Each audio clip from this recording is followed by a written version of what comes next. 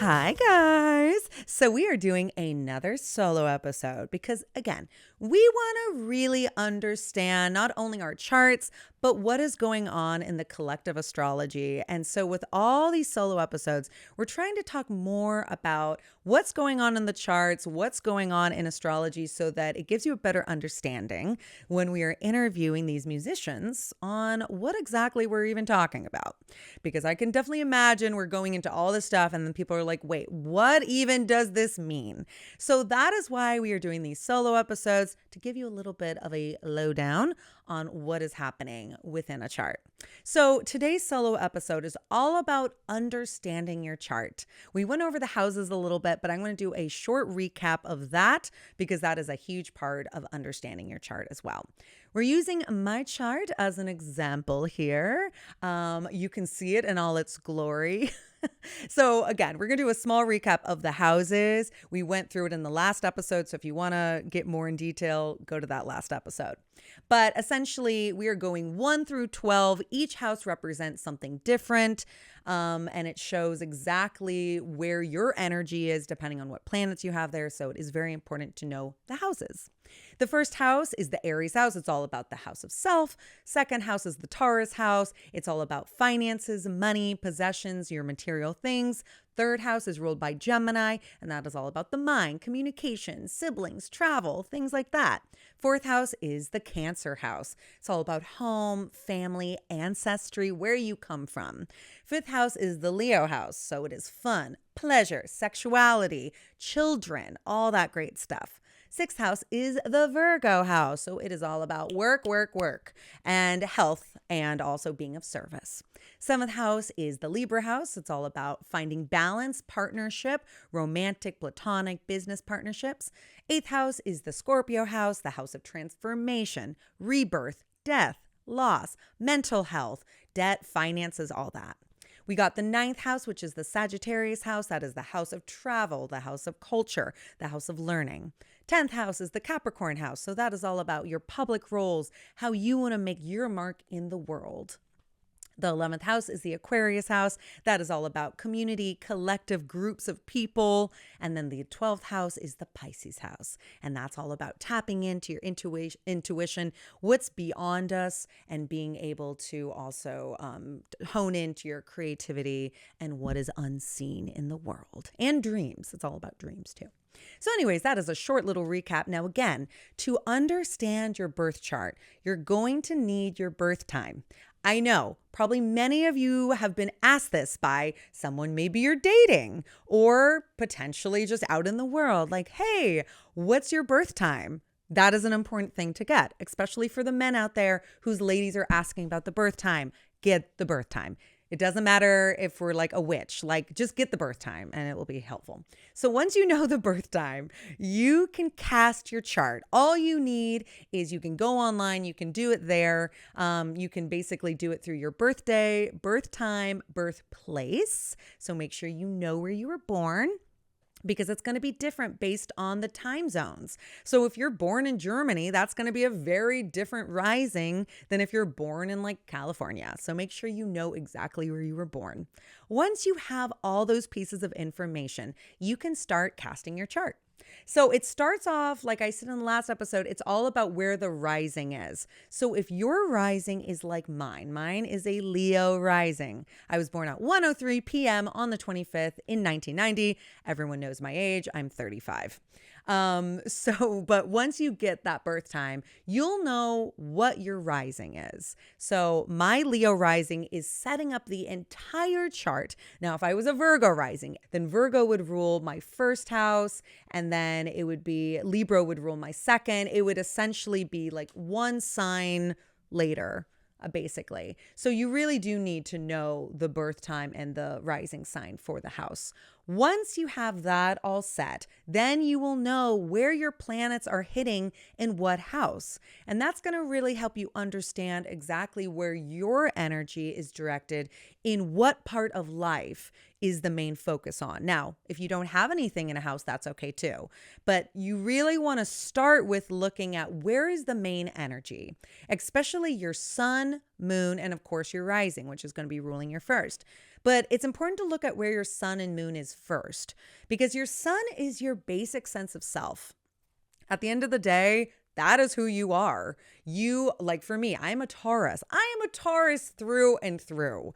And for me, being a Taurus, a lot of like who I am is being earthy. It's being practical. It's being sensual. It's being able to appreciate the comforts of life, you know? And so for me, knowing that I am a sun in Taurus is very important.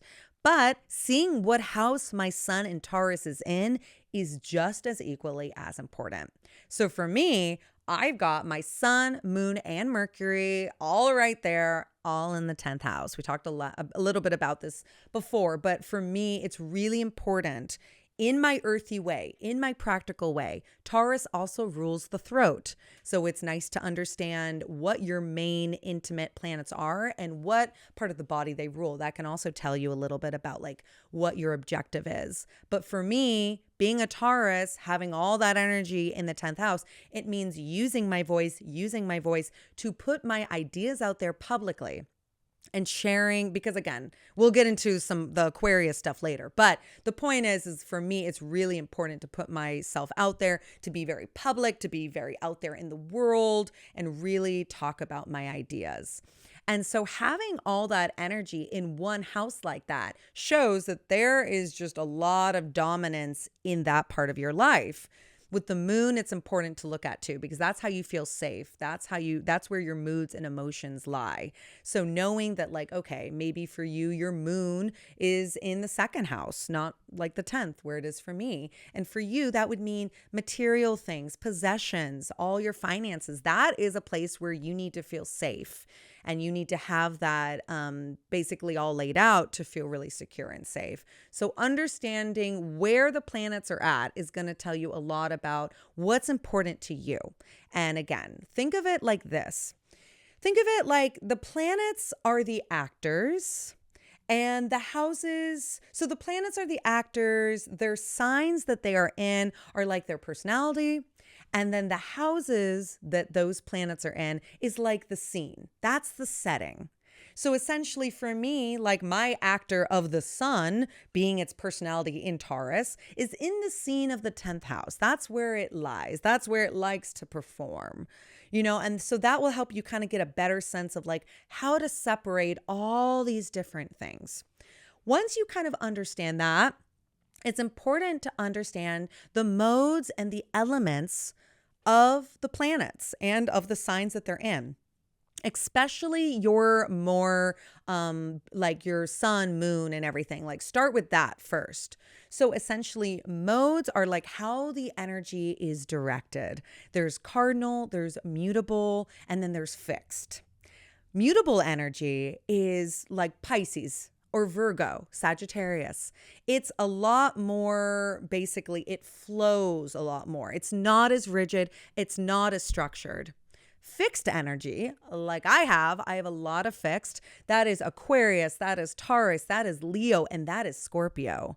And all that fixed energy means they all work in a different way, but they all prioritize being able to have some structure.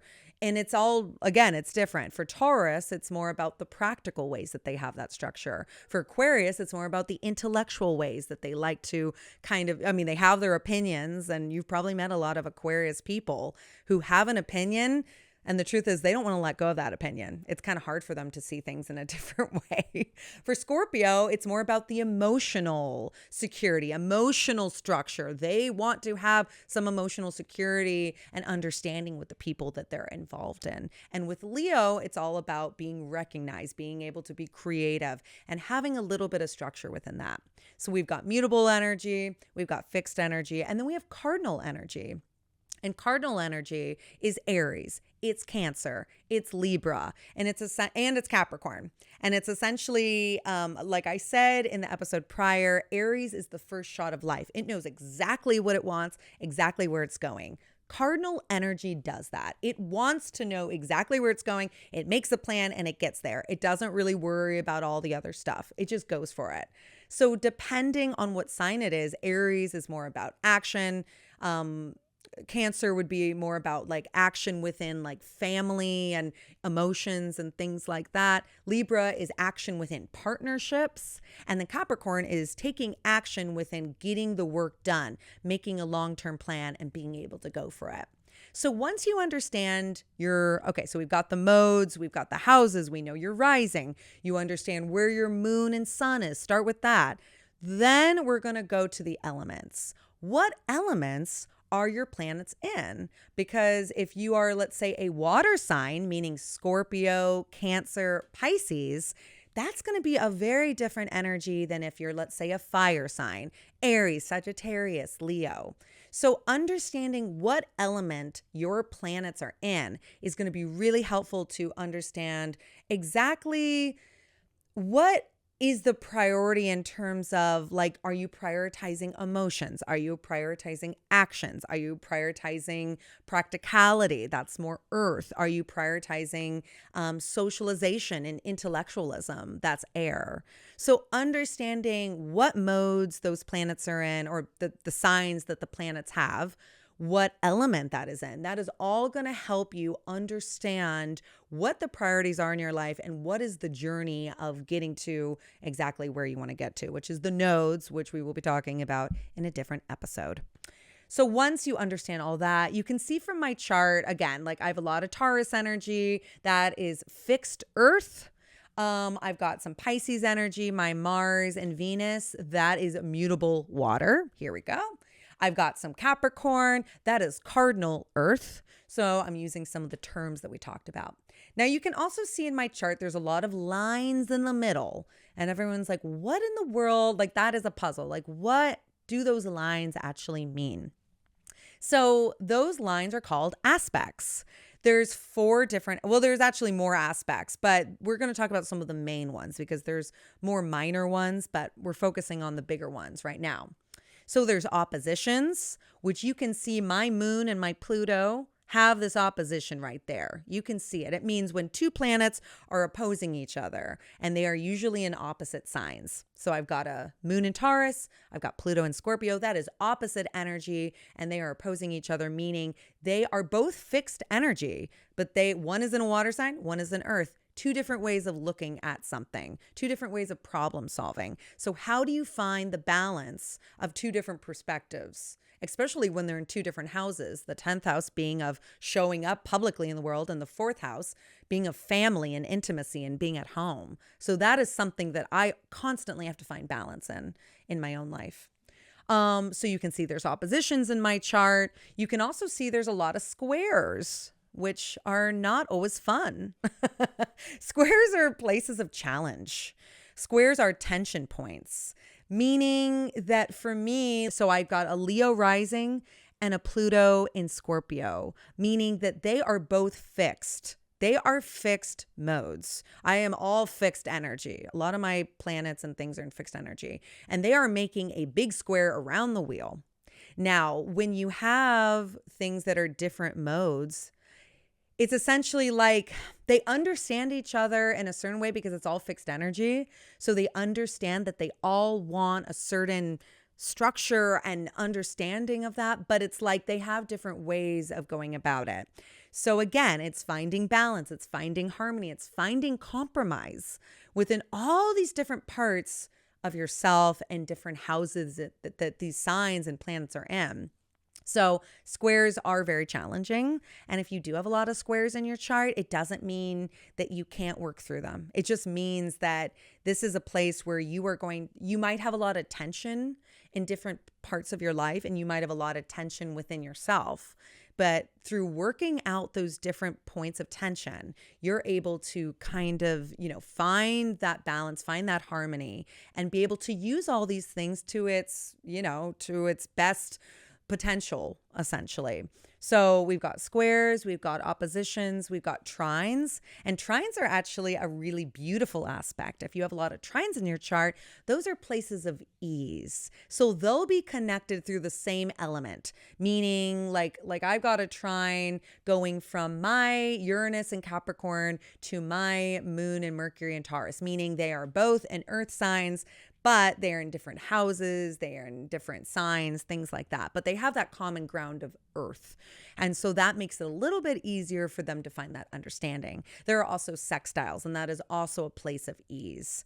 So, and then the last one is conjunctions. And when you have a conjunction, like for me, I've got that Moon Mercury conjunction I've got going on. It's a little bit spread out, but it's still technically a conjunction. And when you have two planets that are very close together, that is called a conjunction, meaning those two planets are the same sign. They are the same mode. They are the same element, but they are two different planets in the same sign. So you have to find balance and equilibrium between those two things connecting into the same sign and in the same house a lot of times. So once you understand all of that, that was a lot to listen to and a lot to hear. And of course, if you have any questions, please let us know. I'm happy to explain more. But if you have an understanding of all those things, you are going to essentially be able to understand yourself better.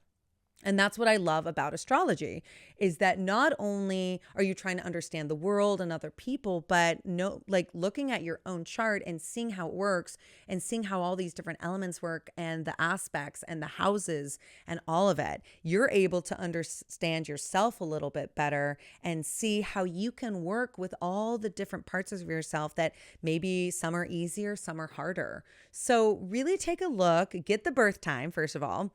Get your birthday, or you probably know your birthday, but get the birth time, birthday, birthplace. Put it all, there's online programs you can get, things like that. Then you're able to really look at it and try to essentially interpret where all these planets are at, what signs are they in, what houses are they in, are they making any aspects to each other, everything like that. And then you will have a sense of how to understand yourself a little bit better and just generally be able to know how you function in the world and what's comfortable and what's not and what you need to work on. So if you have any questions, please, again, email us. Let us know if this episode was helpful for you. I know for me, understanding my own chart has been so immensely helpful and really getting a sense of who I am and how I work. So I hope you can do the same for yourself and be able to just enjoy learning a little bit more about yourself. So thank you so much. Thanks for listening, and we will see you on the flip side. Thanks so much for listening to this episode. Remember, all of our charts are uploaded to our Instagram, and follow us on Instagram and TikTok at AstroLyrical_pod. And we have a YouTube now as well. So make sure to like, subscribe, and tell all your friends, and please comment. We love to hear all your thoughts. This podcast is recorded by John Nyson, produced by Juliana Hartman and Danielle Mariscalchi, and hosted by me, Liana Bassior. Thanks and goodbye.